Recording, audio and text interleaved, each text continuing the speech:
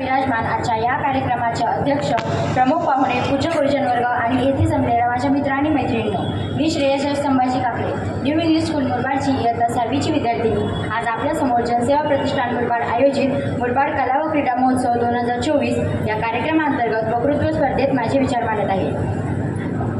खरोखरच आज स्त्रीचा सर्वत्र सन्मान केला जातो का? याचे उत्तर मी तर म्हणेन केला जातो, परंतु सर्वत्र नाही। समाजामध्ये बऱ्याच ठिकाणी बरीचशी मंडळी स्त्रीचा सन्मान करतात देखील, नाही असे नाही, परंतु माझ्या मते ज्याप्रमाणे पुरुषांचा सन्मान सर्वत्र केला जातो त्याप्रमाणे स्त्री शक्तीचा सन्मान देखील सर्वत्र केला पाहिजे।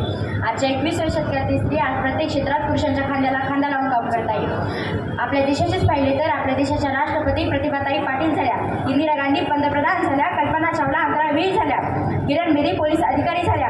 एवढंच नाही तर आज एकही क्षेत्र नाही जिथे स्त्रिया पोहोचल्या नाहीत, तरी देखील स्त्रियांना काही अंश का होईना दुय्यमच वागणूक मिळते।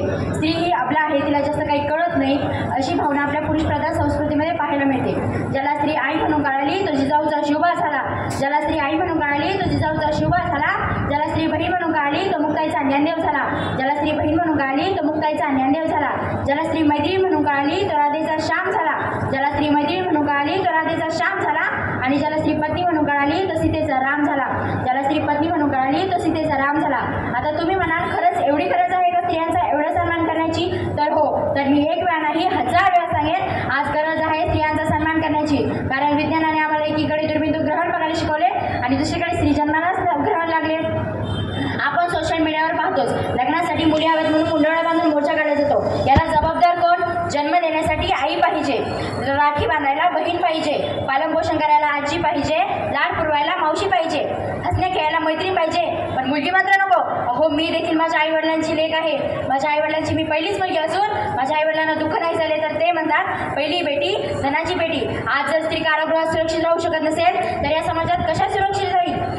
ज्या महाराष्ट्रात शिवरायांच्या घोड्यांचा टापाचा आवाज सयाजीच्या काळ्या कपाळीत घुमायचा, आज त्याच महाराष्ट्रात अनेक त्यांच्या आत किंकाळ्या घुमत आहेत, वाचवा वाचवा म्हणून साथ घालत आहेत। स्त्रियांचा सन्मान म्हणजे स्त्रियांना घटनेने दिलेले स्वातंत्र्य उपभोगू देणे।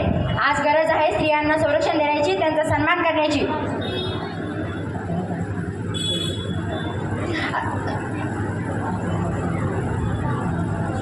शिवरायांनी राजाच्या पाटल्याला दिलेल्या शिक्षेप्रमाणे स्त्रीवरांना अत्याचार करणाऱ्या विकृतींना जेव्हा सजा दिली जाईल तेव्हा स्त्री आजच्या समाजात सुरक्षित राहील। आपण समाजामध्ये पाहतो स्त्रियांकडूनही काही ठिकाणी कायद्याचा गैरवापर केला जातोय, ब्लॅकमेलिंग केलं जात आहे। हे देखील थांबवण्यासाठी शिवरायांच्या कायद्याप्रमाणे चापरावला पाहिजे, म्हणजे गैरवापर होणार नाही। स्त्री म्हणजे वात्सल्य, स्त्री म्हणजे मांगल्य, स्त्री म्हणजे वात्सल्य, स्त्री म्हणजे मांगल्य, स्त्री म्हणजे मातृत्व, स्त्री म्हणजे कर्तृत्व, स्त्री म्हणजे मातृत्व, स्त्री म्हणजे कर्तृत्व। त्यामुळे तिला मान देऊ, सन्मान देऊ, तिच्यातील स्वाभिमान जागू। जय जिजाऊ, जय शिवराय, जय शिवराय।